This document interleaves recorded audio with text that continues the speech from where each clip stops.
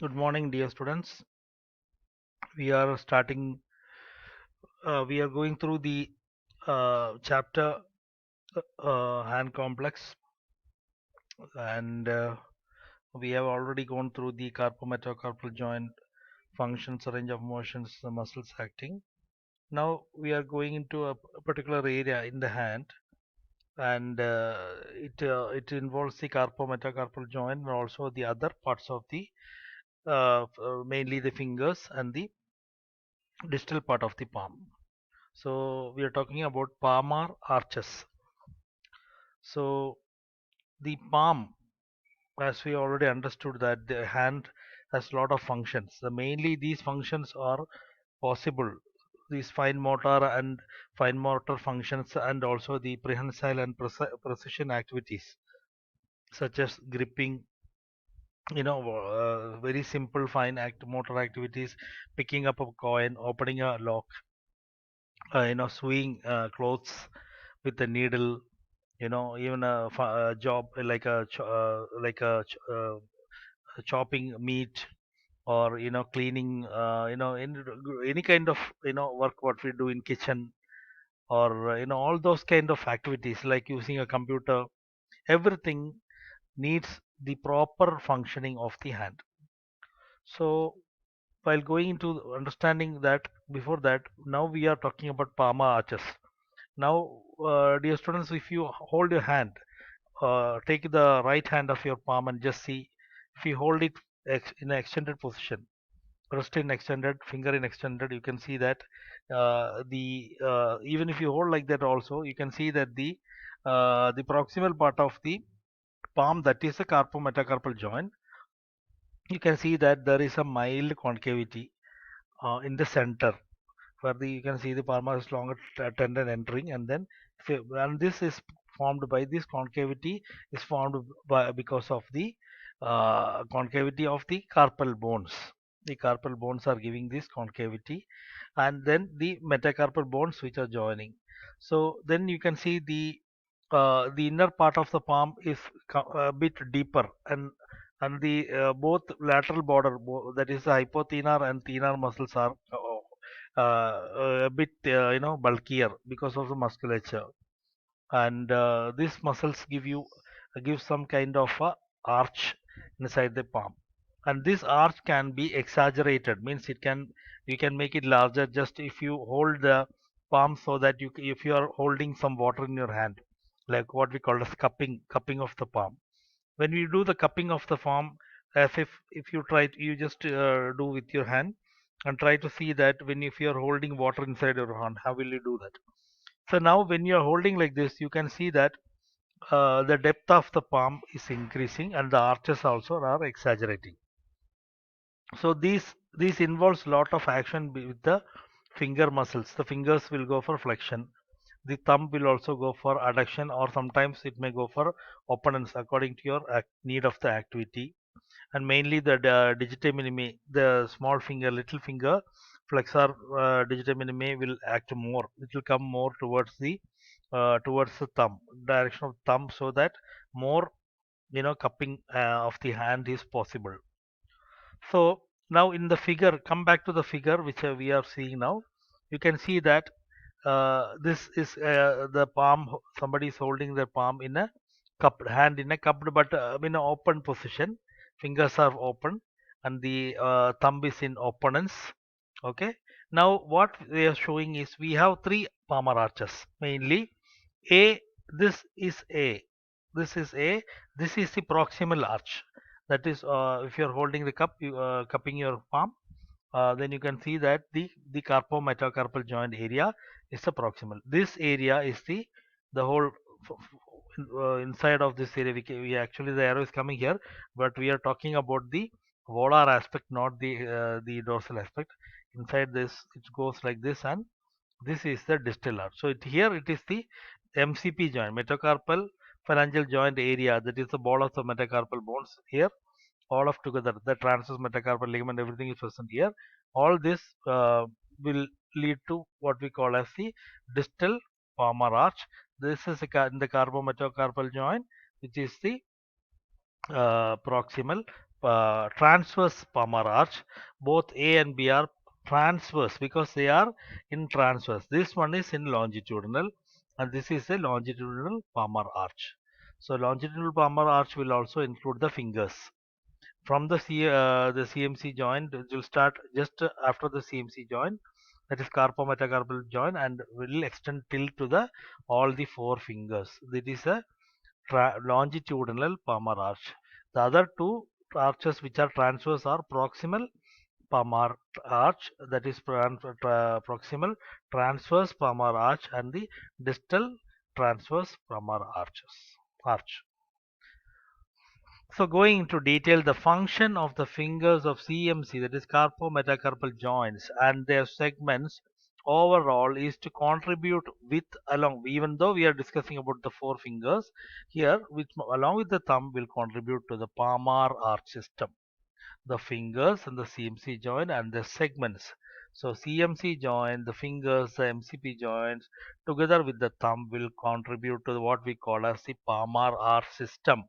The palmar arch system is consisting of three arches: proximal transverse palmar arch, distal transverse palmar arch, and the longitudinal arch. The concavity formed by the carpal bones result in the proximal transverse arch of the palm of the hand. The other palmar arches can easily be visualized as occurring transversely across the palm, often considered to be inclusive of the thumb and the fourth finger, and the other one is longitudinally down the palm, inclusive of the fingers. The adjustable positions of first the first, fourth, and fifth metacarpal heads around the relatively fixed second and third metacarpals form a mobile distal transverse arch at the level of the metacarpal heads that augments the fixed proximal transverse arch of the distal carpal row. As we have studied earlier, we know that the second and the third and the fourth are the final most mobile. If you take the second and the third, they are comparatively fixed. From the radial side, the first second the first is more stable, second and third and fourth, so the fourth is going to be the most stable, sorry, mobile. The first second is going to be more stable. So this helps in the increasing the palmar arch system. So stability is given by the second and third forms a mobile distal transverse arch at the level of metacarpal head. So they are also having mobility, but at the metacarpal head level.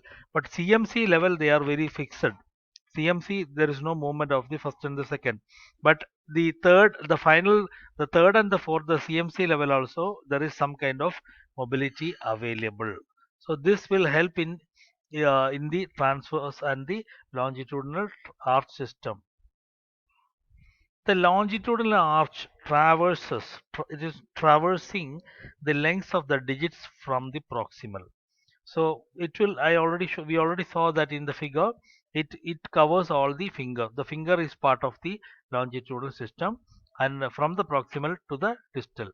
So it will from the below the area of CMC, then it will go to till to the fingers. The deep transverse metacarpal ligament contributes to the stability of the mobile arches during grip functions. We will in the following slides, the coming slides, we will see more about the how the deep transverse metacarpal ligaments are helping to contribute to stability. We will see there are a lot of figures which will explain that. So the along with the muscles and the skin and the fascia, the deep transverse metacarpal ligaments contribute to the stability, even though the arches are mobile. Even though our hands are mobile, movement is possible, but some stability is given by the deep transverse metacarpal ligaments.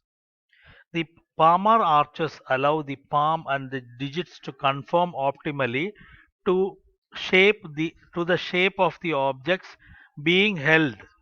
This maximizes the amount of surface contact, enhance stability, as well as increase sensory feedback. So one, you may think that what is the use of, why we should be thinking about the mobility of the third, fourth, the digits, and the mobility of the metacarpal heads. Because when you are holding any object, the object shape may be different. If you are holding a ball, the shape is different. If you are holding a pipe, like a rod, like somebody is driving a bike, or if you are holding a pen, or if you are holding some the different according to the shape of the object, there is the ability of our hand to enhance the surface contact, to increase the contact area, and adjust to the area. If you put your hand on the table, your hand will adjust to that area. If you put your hand to a ball, your hand will change your shape to adjust to the shape of the ball. So this is increasing the surface contact. So that ability possible. The what so that means that the functions. So if somebody asks you what is the function of palmar arches, it is to maximize the amount of surface contact. The palmar arches will maximize the amount of surface contact. It will it will enhance the palmar arches will enhance the stability, as well as when the surface contact increases, what increases? Tactile sensation, the touch sensation from the object which you are holding will increase. So increasing sensory feedback. So the functions of palmar arches are to increase surface contact, to enhance, to improve the stability of the hand and during any kind of functions, and also to increase the sensory feedback from the objects which we are holding, mainly tools, any kind of tools.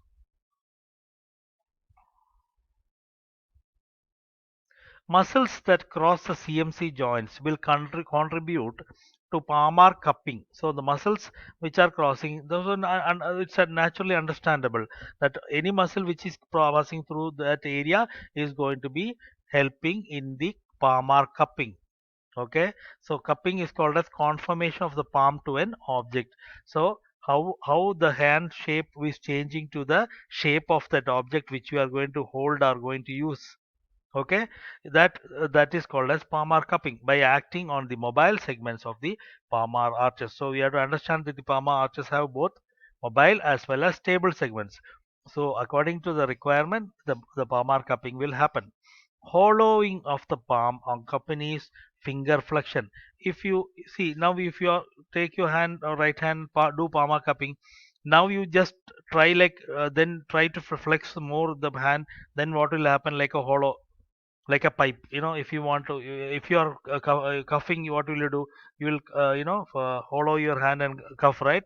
So this kind of activity, now what happens? It increases the finger flexion, and relative flattening of the palm may happen.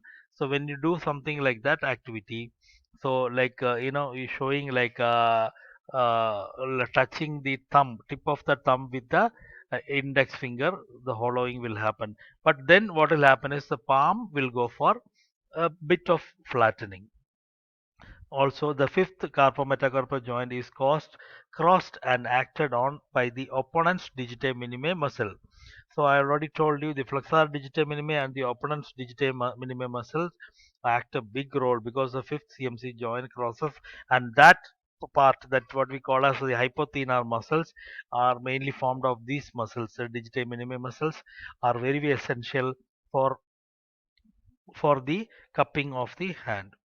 This oblique muscle is attached proximally to the hamate and the transverse carpal ligament, and the distally to the ulnar side of the fifth metacarpal. So it has a connection with the hamate, the transverse carpal ligament, and then it will go and attach insertion to the fifth metacarpal bone. So the fifth metacarpal bone will naturally come towards the hamate and the transverse carpal ligament. It is optimally positioned, therefore, to flex, rotate the fifth. So flexion and also rotation, which is the opponent's rotation of the fifth metacarpal. The aim of the opponent's digitae minimum muscle and the flexor digitae minimum muscle, the mainly is to bring the fifth metacarpal to the about its long rotation about its long axis, means it will rotate in long axis, and then it will also flex. So this will help in the palmar cupping. So that is the important role in the palmar arch, which the opponent's digital minimum muscle have.